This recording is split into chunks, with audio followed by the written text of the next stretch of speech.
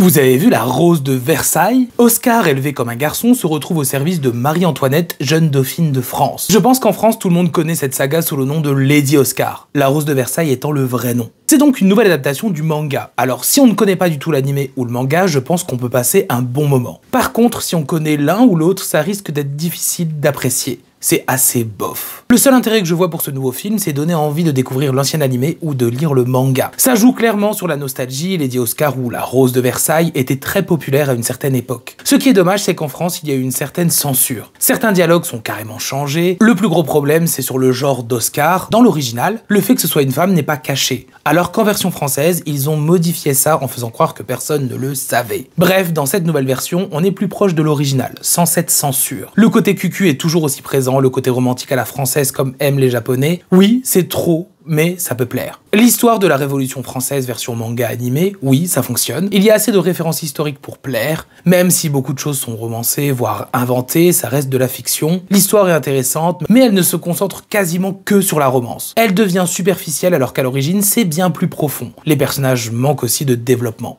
Et c'est surtout beaucoup trop condensé, il y a clairement des trous dans le scénario, et on passe à côté de beaucoup de choses. Et il y a beaucoup de passages chantés, beaucoup trop, ça rend le film encore plus niais. Par contre, niveau réalisation, rien à dire. C'est très fidèle au manga, le design est superbe, le niveau de détail est impressionnant, la reconstitution de la France d'époque est excellente, les décors, les costumes. On a ce côté très niais avec des pétales de rose qui flottent partout, des yeux qui pétillent, des couleurs pétantes, mais ça marche. La musique est assez banale, dommage, les doublages sont convaincants.